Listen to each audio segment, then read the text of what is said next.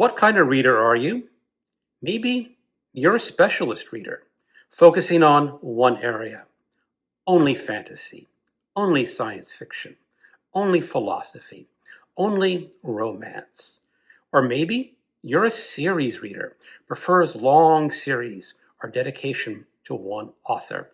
Those long series of fantasy books, those long science fiction series, long historical romance series. You just like being immersed in one story or one author. Or maybe you're a canon reader, continues or focuses mainly on the classics. Or maybe you're an eclectic reader.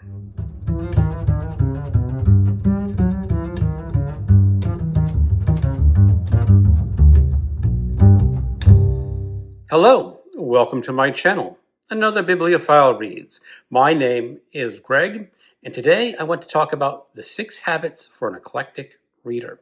You may ask yourself, what exactly is an eclectic reader? An eclectic reader is someone who reads across a wide range of genres, subjects, styles, and periods rather than specializing in one type of book. The defining trait is variety and curiosity. An eclectic reader might move from Thomas Pynchon to a Victorian ghost story to a contemporary science book to a Japanese mystery novel without worrying about category or boundaries. But eclectic reading doesn't mean random reading. It usually has taste and selectivity, just across many domains. Contrast this with the other reading styles: specialist reader, series reader, canonical reader, or any other type of reader. The eclectic reader does have a form and a method to its madness, and I want to give you 6 habits of a good eclectic reader. The first habit is going to be a little unusual, and that is track your reading. There are, of course, many social media ways to track your reading, but I'm not really a social media fan. Social media is really to engage people in what they're reading and get them to buy new books and maybe talk to other readers. But to truly track your reading and understand your reading, you want to have data points. And while a social media platform may give you data points, I think it's much more important for the eclectic reader to create his or her own tracking of reading. This can be done in a journal. Many people love writing in journals and writing down what books they have read. Now, that's okay for some people. I might have done that myself, but my handwriting is very poor. And in my former working years, I was a computer programmer, and I actually have a database to track all the books that I read. Now, even though I use a database, a spreadsheet is perfectly acceptable ways to track your reading. And this is important because over the years, you will learn how your reading changes. Even an eclectic reader has preferences and strengths that grow and wane over the years, and a good database, a good spreadsheet, or even a good journal will help you understand your reading habits and how they have changed over the years. I find it indispensable. I think young people should start some sort of reading journal, and even if you're older, I think a reading journal is important to track your reading and understanding your reading. This is again about data points. This is not about your opinion of a book that you read at the current time.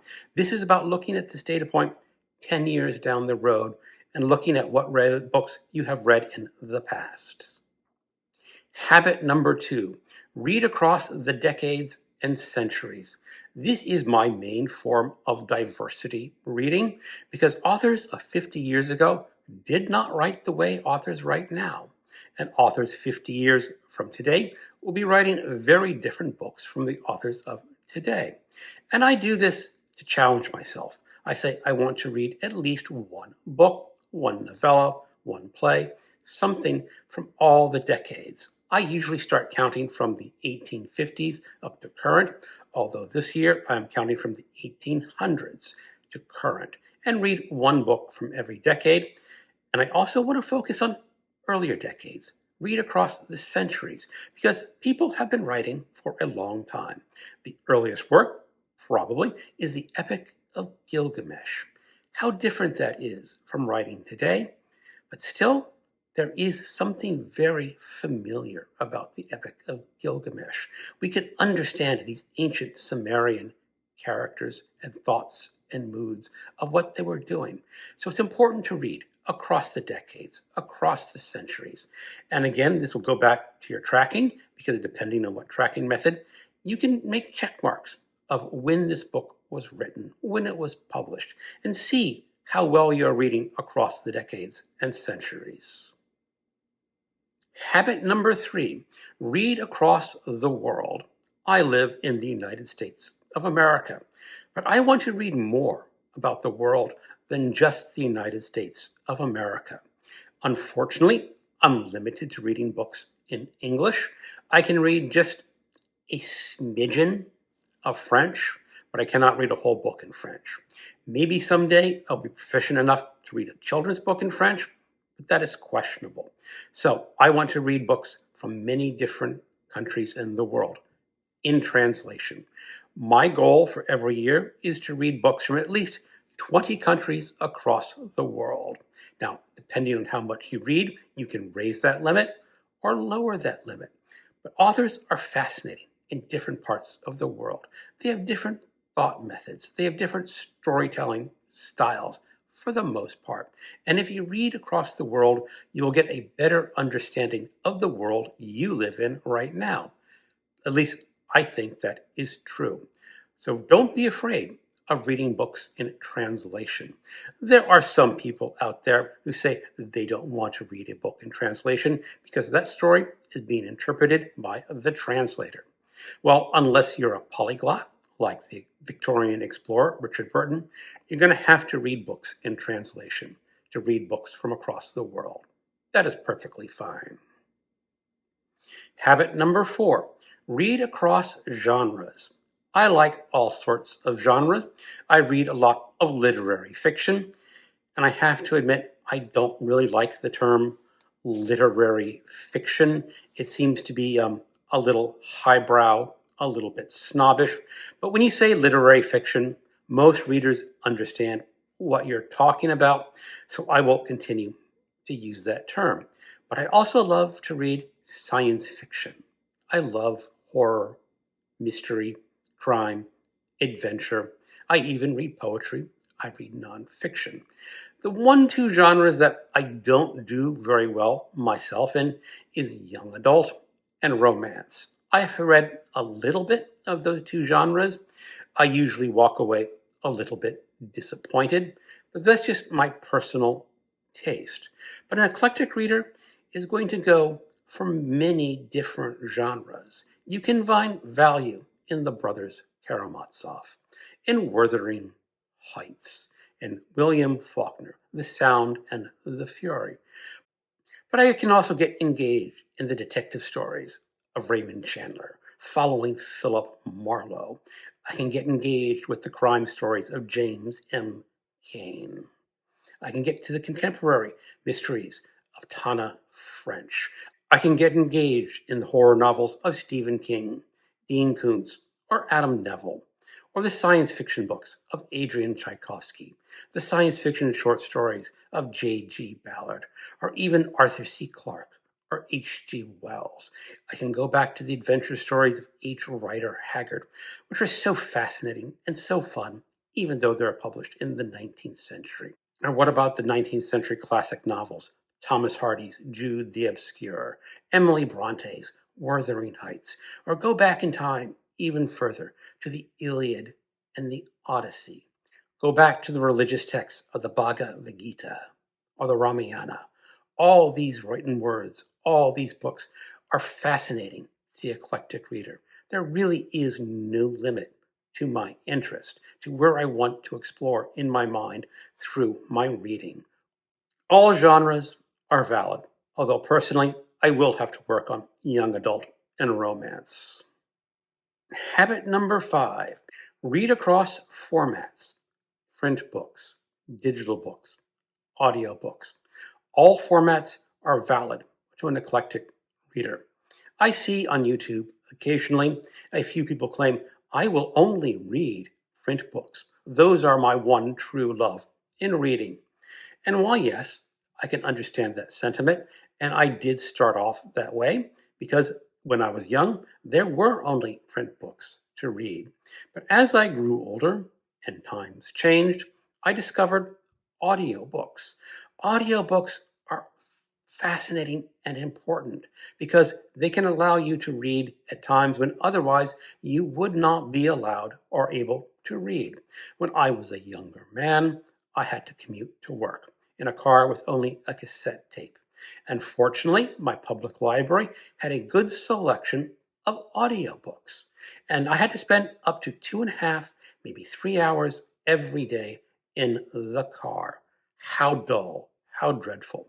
But the audiobook opened a whole new world of reading or listening if you want to be a snob.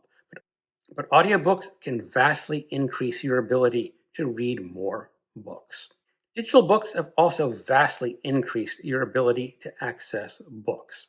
I have been reading digital books since before the Kindle with a handheld PDA, and I do have to admit that those old days before the Kindle were a little clunky reading digital books, but the Kindle or the Kobo are magnificent devices.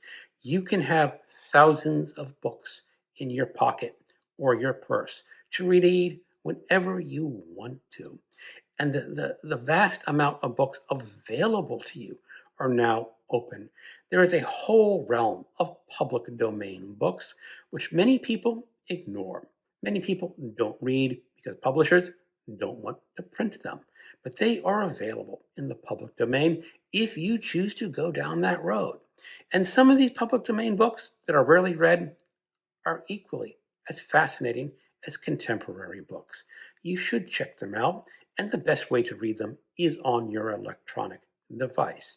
You can also read contemporary books on your Kindle, and as Steve Donahue likes to say, the Kindle is often the better mousetrap. It is easier to read on a Kindle than it is on a physical book.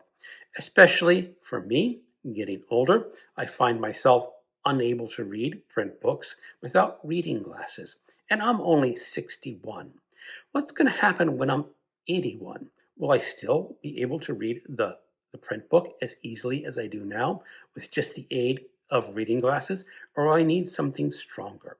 But when you have a Kindle, you can increase the font size to help my poor aging eyes. And that is why I say that the eclectic reader should engage fully print books, audiobooks, and digital books. They're such great options. Yes, they are a little bit different from each other, but the eclectic reader will embrace all three formats. And habit number 6, reread. There is an old cliche that says you cannot step into the same river twice. This is equally true for books. You cannot read the same book twice. A book that I read at 51 will be different if I read that book at 61, because I am not the same person that I was 10 years ago. I may value the characters different. I may see their dilemmas and their struggles in a different light. Maybe I loved the book at 51, but at 61 I say, nah, that's not for me anymore. Or maybe at 61, I'll be reading a book that I'd read before that I did not like before. I said, I missed what the author was saying. I'm a new man, and it's a new story. There are some readers out there who claim they don't want to reread books because there are so many books that they have not read yet. But again, picking up a book that you have technically read before will be a slightly different book when you reread it. And that may be very valuable because every day I go for a walk. It is the same path most days, but I still do that same path all the time because each walk is a different walk. And every time I read a book, it will be a slightly different book, and I will gain new things out of it. I think an eclectic reader should embrace rereading fully. For me, it's usually about 25 or 30% of the total books every year. For me, are rereads. Of course, adjust that to your own personal taste, but it seems to be a very good number, in my humble opinion. Bonus habit: reformulate mine, create your own. Some readers will want to focus on books by authors of different races, sexual identities, or genders. All that is completely valid. So if you want to create your own eclectic list, including some of those categories, go ahead and do it. It's a completely different way from me, but equally valid. Okay, those are my 6 habits for an eclectic reader. Do you agree with them or disagree? Leave a comment on this video. Thank you for watching and keep on reading.